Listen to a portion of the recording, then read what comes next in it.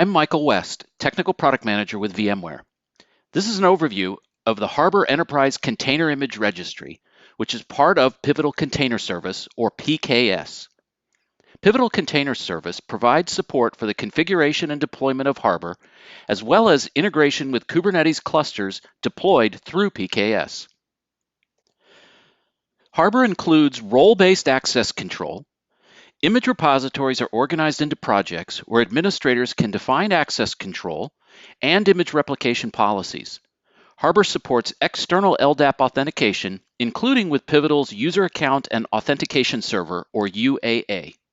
Developers can build and push images to their projects based on their access policy.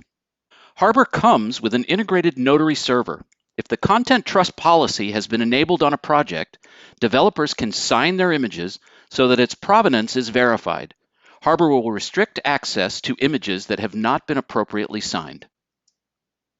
Harbor is integrated with open source Project Claire to provide vulnerability scanning of images.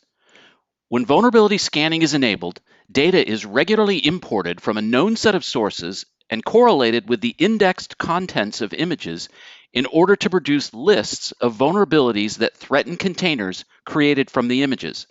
Scanning can be done at image upload and at defined times during the day. Harbor can restrict access to vulnerable images. Kubernetes applications deployed on clusters created through PKS receive the benefits of image signing and vulnerability scanning enabled through Harbor without any additional configuration. Let's jump in and see how this works. Within Harbor, images are organized into projects.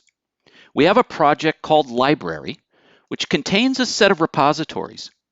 If we expand one of those repositories, we see two tagged images. Vulnerability scanning has been enabled, and the results are available in a visual tooltip. The common vulnerabilities and exposures, or CVEs, are grouped by severity level and by color. Here we see a significant number of high threat level vulnerabilities highlighted in red. Clicking on the image tag provides a detailed vulnerability report. Each vulnerability is listed with severity level, the package and version containing that vulnerability, and the package version that contains the fix. Now let's see how to enable Content Trust within Harbor. Let's start by creating a new project and enabling Content Trust on that project.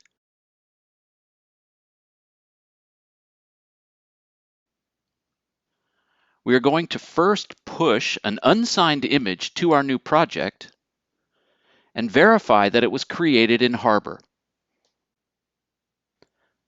Unsigned images are noted with a red X.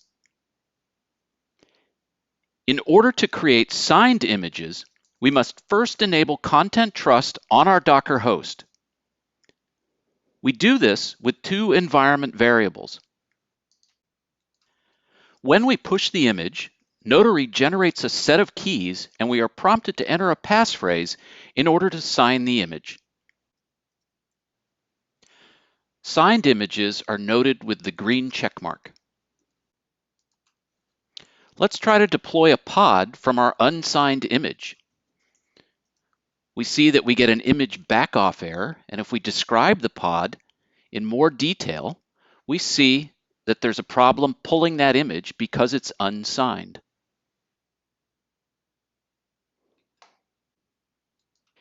In order to deploy a pod from a signed image, we must first create a secret that contains the Harbor credentials. We reference those credentials in the deployment file. We see that our pod is now running successfully, and if we drill in further with the describe command, we can see that the image was pulled successfully from Harbor.